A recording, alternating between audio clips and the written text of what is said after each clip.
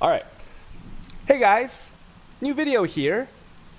Whale Storm Call, Mark 3.6. I just hit level 100 in Synthesis League, and it was pretty good. It was a good experience, you know, and I'd like to talk about it. Now, if you watch the previous videos, it's pretty much the same concept. There are some big changes. Hold on, I gotta do this. D&D, and we're gonna go over all of them. But first, as always, let's just run a map so that you can see some juicy gameplay.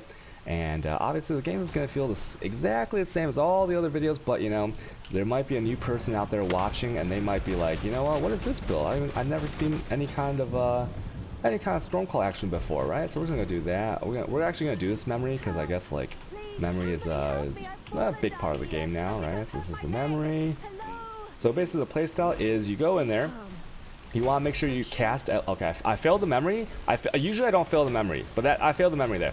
Okay, so the gameplay is you cast your storm call like once or twice, and then you instantly hit all your flasks and you're ready to go. And that is because the biggest change to this league that I've done is I have like switched to staves and stuff like that, but that doesn't really matter. The biggest change is the Lavianga spirit. Right now it's actually skinned with a Zerpy's heart, right? And but it is actually a Lavianga spirit, and believe it or not, it is actually a huge part of the build. It is big damages, like no, not even trolling. The Lavianga spirit is big damages, is big utility. It causes the build to never have any kind of stutter whatsoever. It patches up the issues of going EB, right, when you have Headhunter. It also patches up the issue of Soul Catcher stealing souls, because your normally Stormcall now is like, let's just say, adding 5 times more damage than one Whale Stormcall, and you're just like, and obviously the faster you pick up items, the better the build is. But as you can see, I'm just like stacking up some juice here, cleaning pretty willingly, trying to pick up an item here and there. You know, clicking actually is pretty good these days because I'm on 200 gallons of Adderall. So you see that boss damage right there? That's a 2-stack. And then now what I'm gonna do is I'm gonna hit the juice. All right, and there's like the storm call. I'm sustaining. All right, 38 monsters remaining. We're good, right?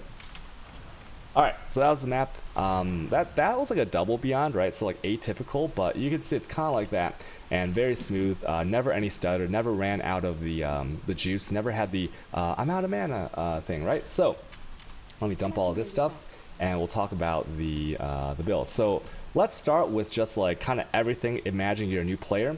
Okay, so we're gonna talk about mechanics. So first, how do whale skills work? Well, there's 2 parts. First, there is a soul cost. So instead of using mana for a whale storm call here, let me just take out the gem real quick so you can see it.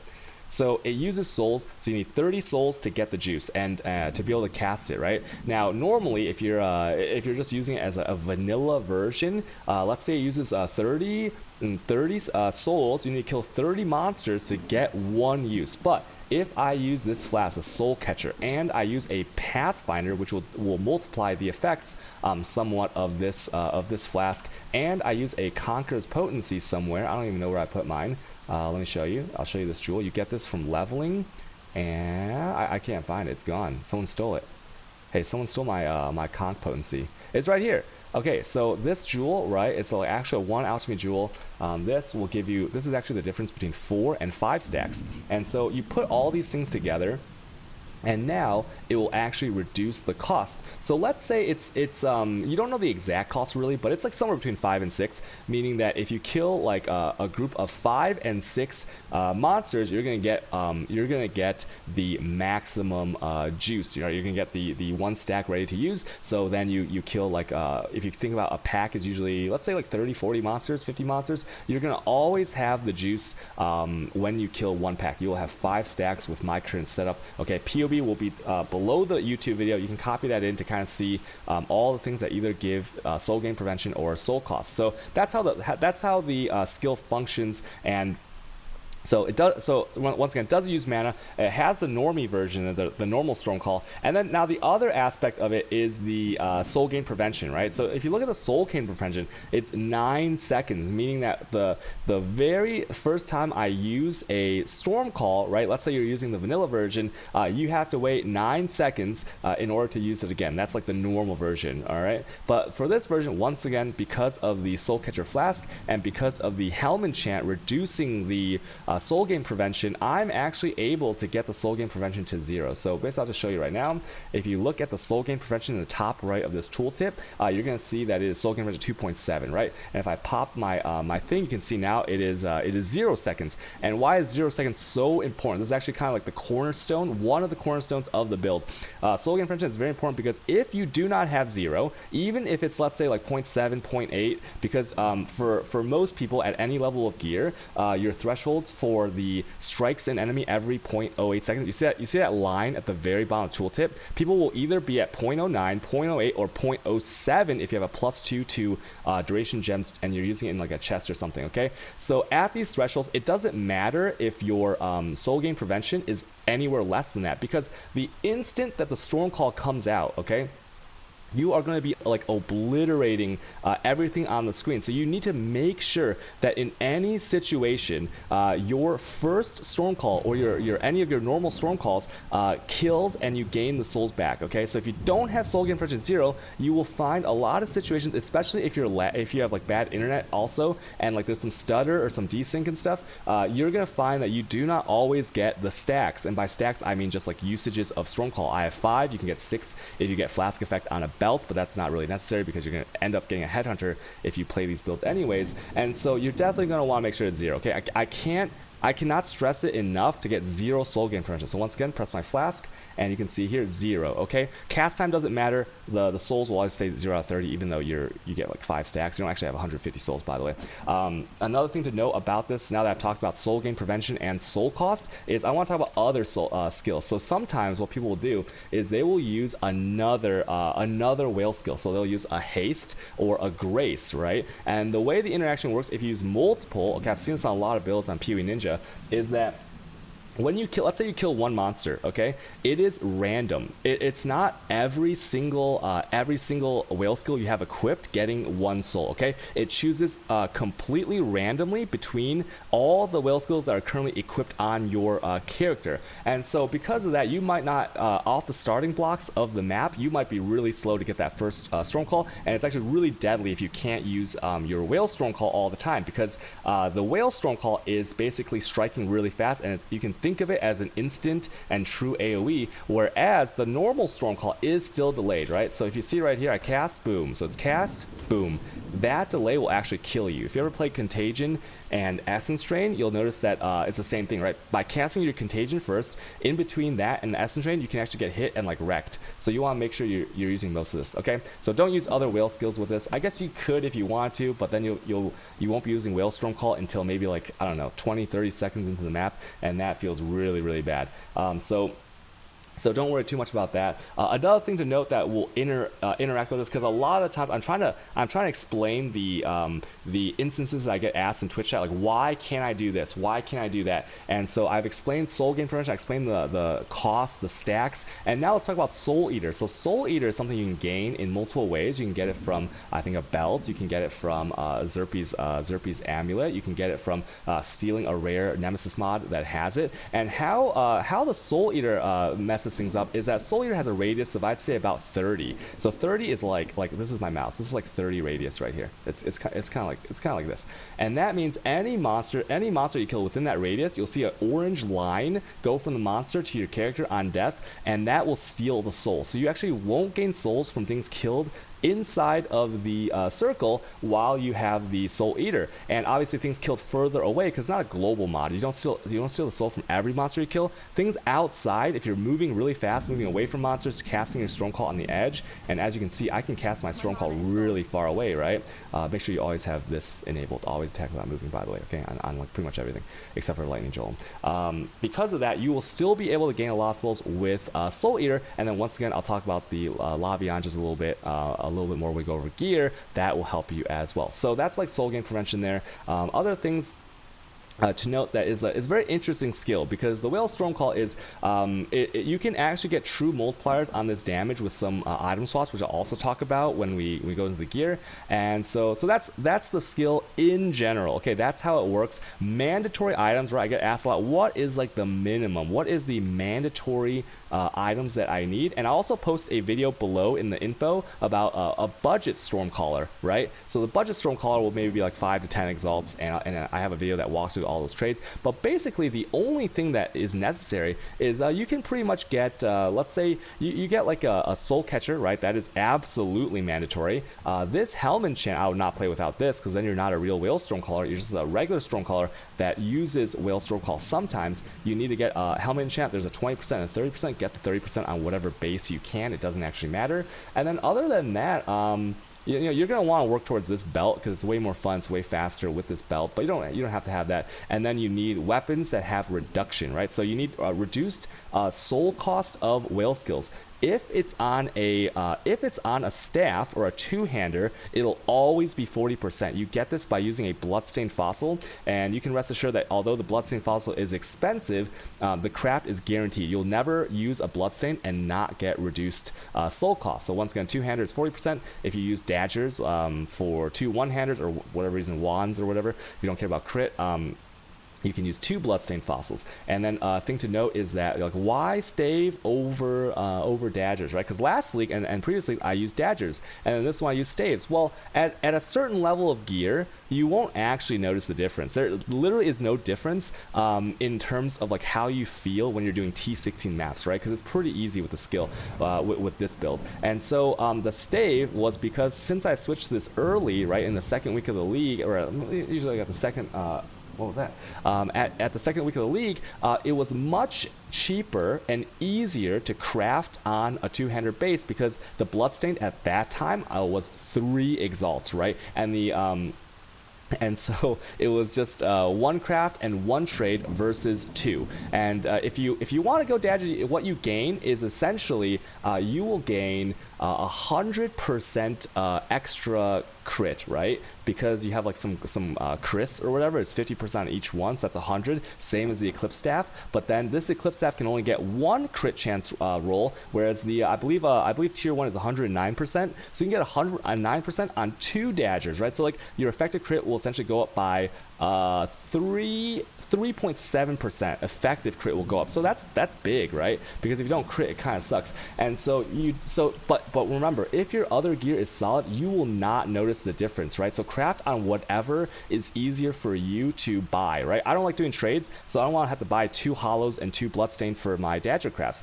And the dagger, if you're doing one-handers, make sure that you use a hollow fossil. I think last time I checked it was like 80-90 C, so kind of expensive, but still available, so that you can get 2 more abyssals into your daggers. That will allow you to do onslaught and things like that, and kind of shore up some flask deficiencies on your build. Okay, we'll talk about jewels later as well.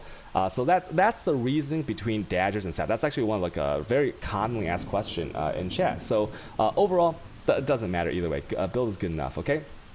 And if you're going to look for affixes, right? So we talked about the crafting, but the affixes, I mean, you probably want some sort of crit on there just because effective crit is really nice. And then you probably want, on a staff, I was actually looking for 20% more damage, right? For socketed skills, that's really nice. But flat damage is good because the way that the Stormcall was buffed from last league to this one is that not only was the normal Stormcall, the non-whale version, buffed in its damage, the overall skill was changed in damage effectiveness. So the damage effectiveness on everything for this is actually much more increased. So abyssal jewels and added damage is slightly better this league, right? So you probably want like some fatty flat damage roll, preferably lightning, but cold is also good in case you don't use an added cold damage gem, so you can still shatter. And so that's probably the two big roll, or 3 big rolls, right? You want either like plus the level of gems on the staff, 20% more damage, which is an elder roll. I believe you need a staff level 85 for these rolls. And then if you can get some penetration or like some converted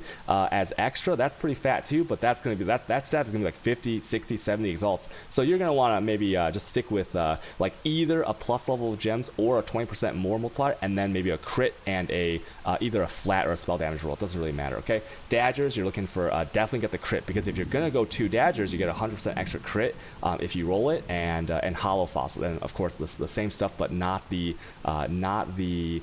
plus gems and not the added. You probably want either some kind of like penetration, probably, right? Like elite penetration, lightning penetration, although like a 30-year damage is cold right now, or at least for mine. But anyways, that's neither here or there. That's kind of up to you. You can figure out the details. Once again, when your other gear is solid, you won't really care about the minutia here.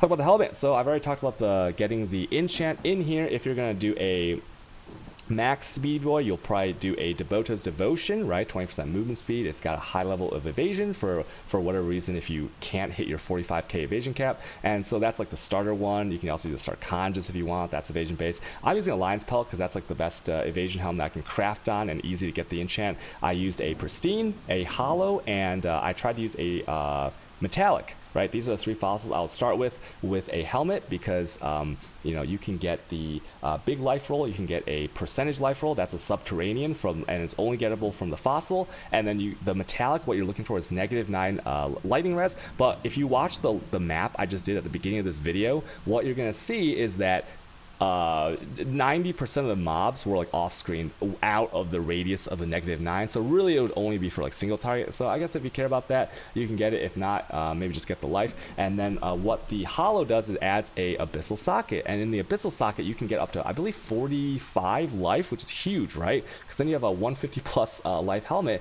and then you can get all the added. Once again, the effective damage now is 100%, and then you can get like whatever else you want. 8% 7 to 8% onslaught is tier 1. You can get that, so you don't have to use a silver flask. You only need one of those abyssal jewels. Is it 50? Yeah, okay, maybe it's 50. And then you can get the onslaught would help you like take out a silver flask. Okay, and in here, should I talk about gems? No, we'll go over gems after the gear. Chest. So chest does have some freedom because the chest, the Queen of the Forest, is a 50% movement speed bonus. It does have a decent amount of life. It shores up your resistance pretty well, and mostly this is just a speed clearing map build. So I always choose the Queen of the Forest for my mapping builds. Well, most of the time, unless you can't use it or can't get the evasion somehow. And so this is a no-brainer here. If you're going to use the staff, you don't need any kind of plus chest. If you don't have a staff, you have 2 daggers, you have to put the Stormcall in here in the chest, which means you are looking for the best rolls would be +2 to like duration, and then +2 to what is it, AoE gems. But you can also go +1 all gems and use an Empower. That works as well. Doesn't really matter. The Empower would substitute I would put it in substitute of the Control Destruction, okay, just to make that note, because then you gain effective crit while gaining the big damages. And so basically the way that this works is 45,000 evasion is the cutoff. You have to get 45k. If you watch right here, if I just pop my Jade Flask, right, you can see right here I have 49,000, so I'm overkill by a little bit. You know, 81 evasion is pretty damn good, but I will watch this side for that. I'll talk about that later. So get 45k evasion. The way you're going to get that is going to be through the Jade Flask. Pathfinder multiplies Flask effectiveness by a little bit. So it multiplies all the numbers on here essentially, right? So you get a little bit bonus. Pathfinder makes it very easy to hit the cap with just like the Grace Aura and 1 flask. Really good. Other classes, if you want to try that out, you know, harder soul gain prevention and harder to get that 45k evasion, but you can still do it. And so yeah, that's just evasion here. I have evasion here, and I have evasion. I guess I have a little bit of evasion here, but yeah, it's really just like the flask and like the chest and helmet. I don't even think you need helmet. Let me check. Yeah, so see, even without the evasion from the helmet, I have 45k. Okay. So I wouldn't say there's a swap if you really want to map in this build. Yeah, I've talked about the swap for the staff, the helmet swap I talked about. Next, let's talk about what's easy to talk about. The amulet. Okay, we talked about this plenty of times. The amulet's really good. Now, here's the thing about the amulet, right? Shaper's Presence essentially just like buffs all your stuff by 50%. So if you have a buff that lasts 10 seconds, it lasts 15 seconds, right? If you have a flask that lasts a certain amount, it's going to last like, you know, almost half, well, an extra like 50% as much. So obviously if you are a Pathfinder and you're already perma-flasking, then this just extends it, and it's like so juicy. And then obviously it extends your Headhunter buffs. It extends like every effect on your character, even the negative ones. But the main negative ones are kind of weathered by the Pathfinder, like all the elemental stuff and all that, right? And curses, you have a warding flask, so that won't really matter.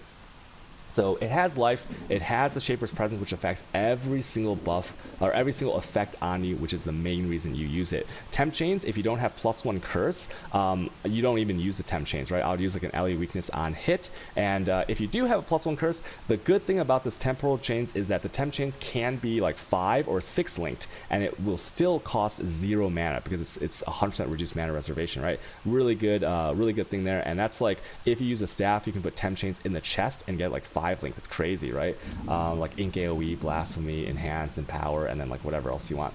So I would use this amulet. I would say there's like no real substitute to this amulet if you're gonna play this as a mapping build. Okay, use this amulet. It's gonna be amazing. Rings. I was initially using just 2 opal rings, like so that it's very easy to gear for the rings. Just get like 2 opals or get 2 resist rings of any kind, or even like coral rings.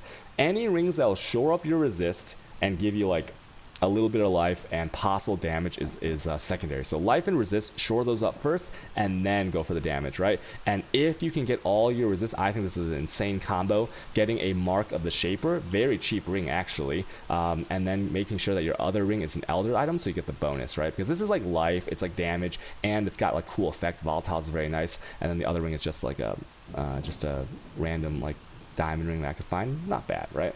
Now, one thing I'll say about the Mark of the Shaper, this one, so something I've changed from the last version is I put cannot be poisoned. It's a corruption implicit that can go on rings. Doesn't have to be on this ring, but I just found uniques easier because it's much more likely that someone will corrupt a unique ring than a rare ring. And so cannot be poisoned, what that allows me to do is that in maps I used to run Shakira on every single build because I wanted to be immune to poison. I didn't want to get I didn't want to get caught off guard by some dot while I was like looking at chat or like lagging, or you know, like you get caught off guard sometimes because if you steal a lot of ES, you think you have a lot of EHP, but the poison will go through that, right? So I was taking this on every build, but now what I've lost is 25% LE damage on here, but I gain cannot be poisoned. So now I can swap my Shakira into Aberrath. And you might be like, wait, what about Aberrath? Ew, it's like the first thing you get, right? When you're leveling, it's really bad.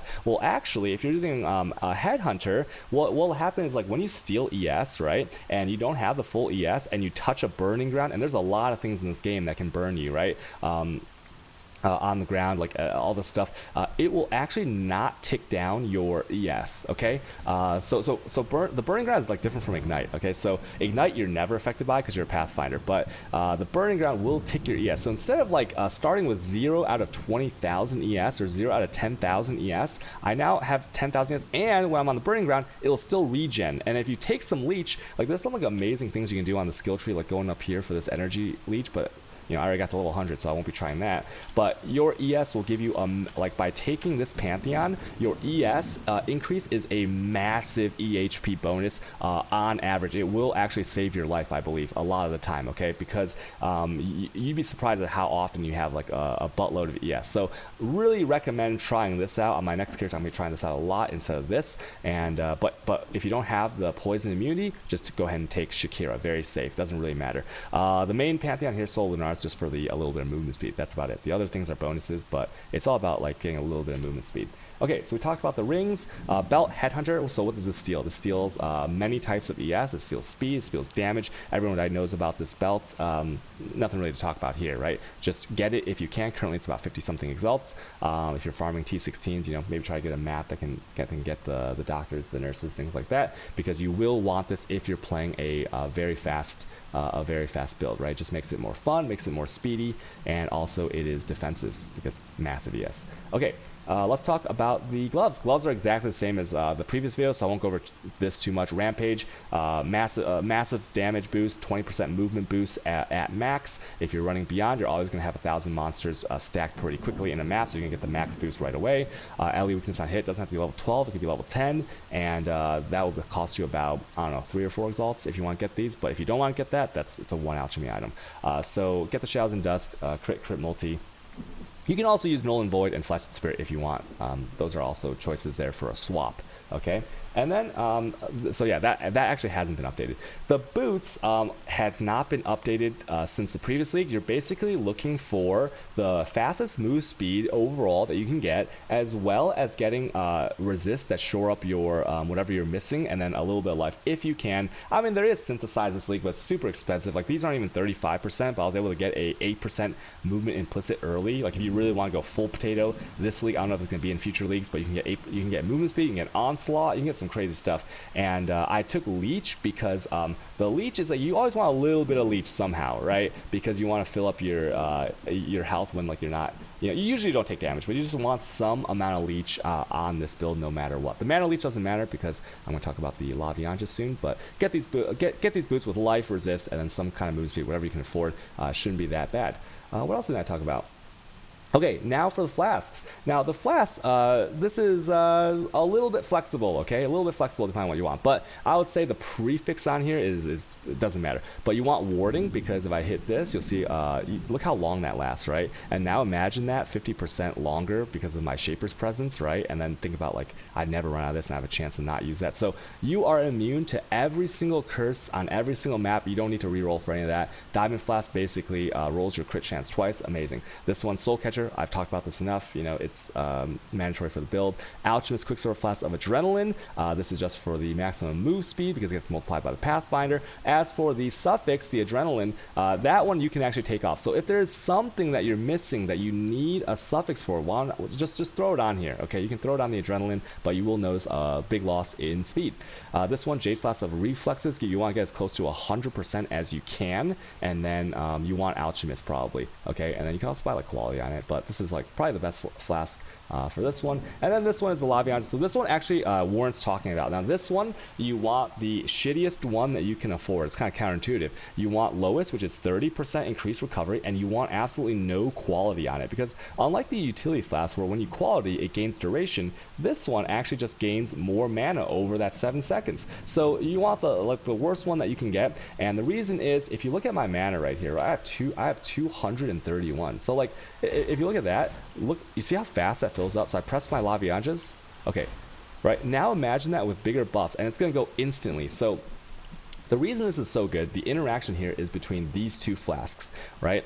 So when you go into a map and you cast your Stormcall a few times, and then you have less than full mana, and you hit both of these, okay? You hit like the Soul Catcher makes it so you cannot gain mana, but the Laviangas, right, it still lasts, right? Like here, I'll just show you, right? So if you see here, okay, look, I popped both of those, right? So as you can see, right, it's taking down until the Soul Catcher releases, and then it still works. I'm not getting mana, but it still works. And because it still works, your skills have no mana cost, meaning that when you get Soul Eater, when you get the Headhunter stacks, when you're just out of mana in general, right, you can cast your regular Stormcall to supplement as much as you want, and it's free, right? Like this lasts so long. And so that's why it's so amazing. People take EB. Now, the EB, you would path these 3 points here instead of right here, and you would take 2 points into EB. I would take it from here. Respec these two, and then go right here.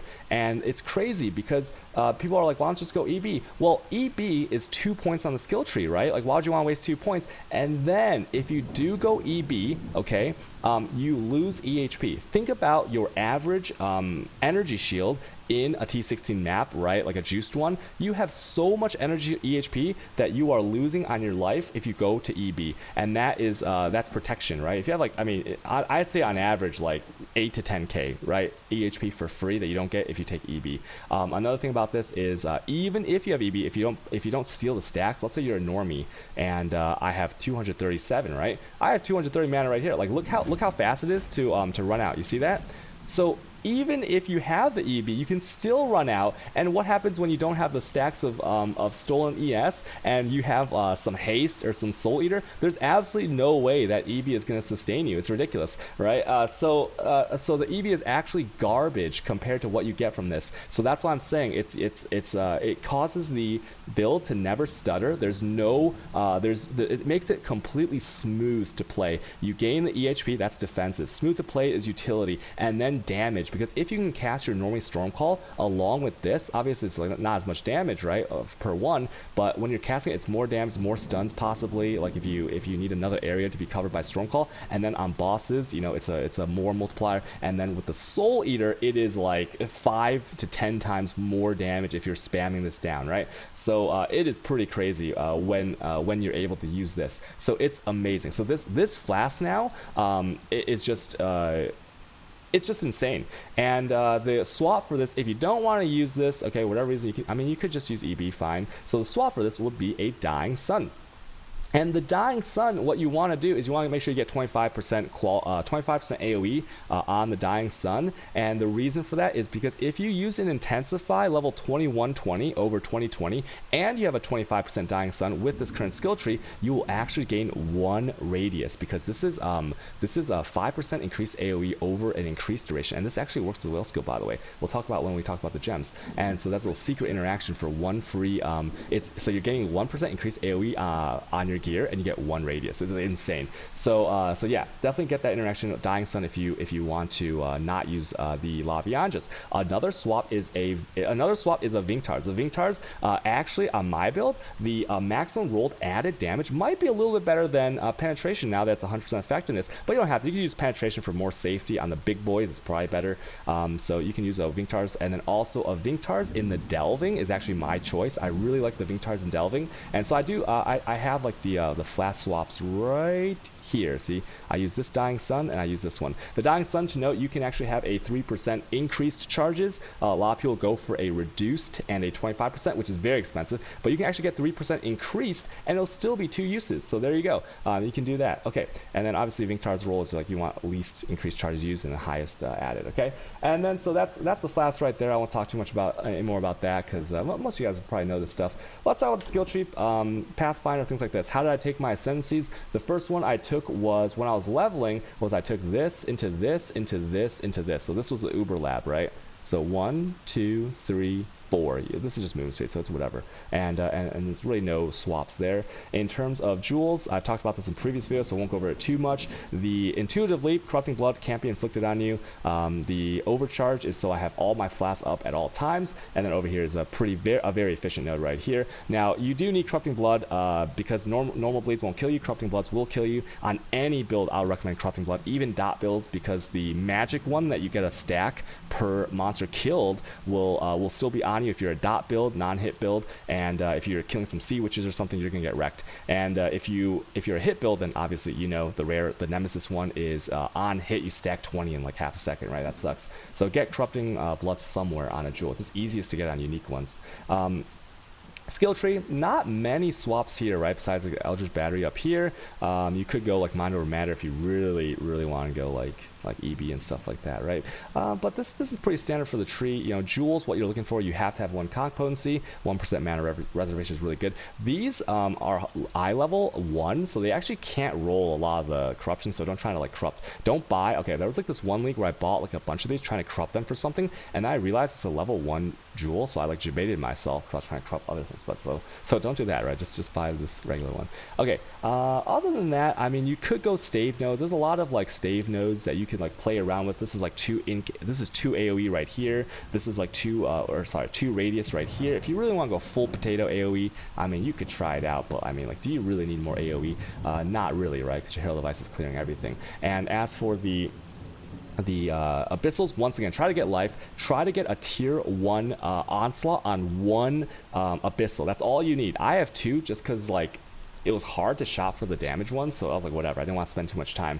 And Watcher's Eye, yeah, Watcher's Eye is down here. So since I'm using Grace, I would use the 15% movement speed one. That's really all you need. That's literally all you need. And then as for Pain Attunement, okay, so a lot of people ask me, I've been taking Pain Attunement from like level 98 to 100, and people are like, why do you take Pain Attunement? And Pain Attunement is taken, okay? It's not actually a bug. The reason is because I was like thinking about my health, right? And I was like, do I ever get down to 35% HP? And yeah, sometimes I do. And there was no other thing I could take. I mean, I could swap Pain Attunement into this right here for 16% spell damage when I have the stacks, but I was like when I have the low life, when I get hit and I drop down 35% life, I mean, why not get 30 more spell damage? Maybe that 30% more spell damage will help me like kill that Beyond dude or that thing that's killing me, right? That's the thinking right there. Because there's literally no, like, for 1 point at these levels, there's like nothing else you can do, right? Like, you could grab some, like, I don't know, maybe you could grab like a life node if you don't have it already, or like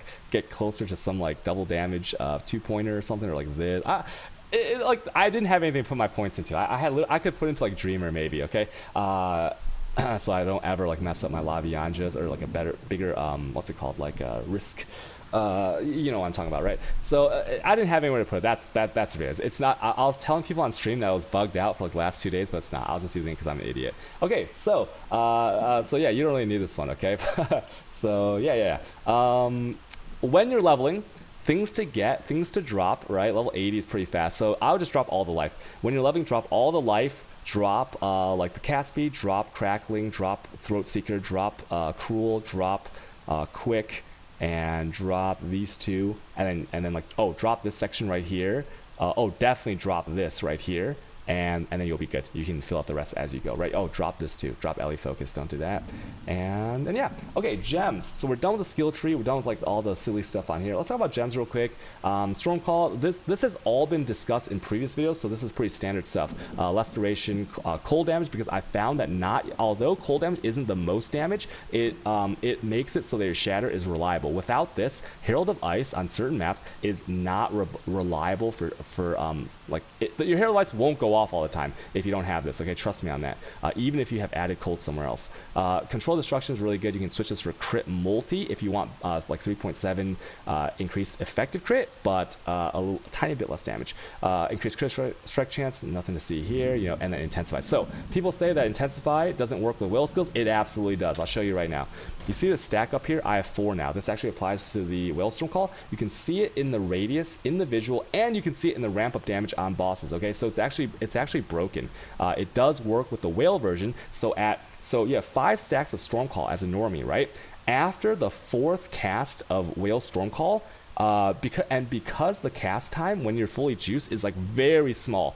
That means after the fourth cast and your 5th one, all 5 storm calls will have 68% more damage. It's insane. It's like so stupid, right? And you don't notice the AoE too, because the AoE loss, because if you're moving, you only cast 1 at a time, and 1 at a time, getting that first stack doesn't actually make your the first cast less AoE. You see what I mean? So it's actually crazy how you get all the benefit of an ink AoE and the conk effect whenever you need it, right? And also by getting 1 extra level here, because they gave it 5% extra AoE. Compared to a regular Ink AoE gem. Ink AoE is 50 at level 21. This one's 55.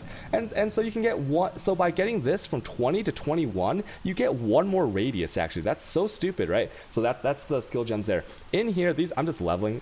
Flame Dash is nice to cross gaps. That's about it. Faster casting maybe. I'm leveling gems. Here, Immortal Call, you know, Porkies don't matter because you shatter everything. 9% avoidance maps, you might get hit, but your evasion is 80%, right? And because your evasion is so high, you're gonna avoid Porkies anyway. So don't worry about that, but get this Immortal Call just because you have free gem sockets, okay? In the boots, I'm leveling in Power Enlightens. I have an Enlighten linked to my Grace, right? That's for my Queen of the Forest. Hey, Ambutra, thanks for 300 bits, dude. Thank you so much.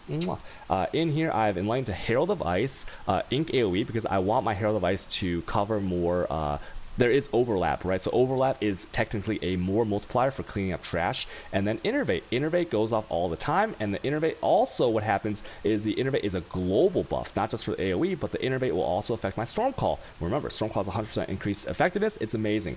What else did I miss here? Is that it? That's about it, right? Weapon swap, use Maloney's. Maloney's give you 3 extra gems to level, so essentially like 50% more money on average that you make, right? I'm using some bow. Did I miss anything? That's the build. It's a nice build. It's changed a little bit from previous leagues, but still the same core thing. Very fun to take to 100. Probably play it again next league, maybe. But now I'm gonna play some different builds. I hope you guys enjoyed the video, and if you have any questions, you can ask me. And I'm live every day. You can ask the questions on my stream. Okay, thank you everyone. Bye.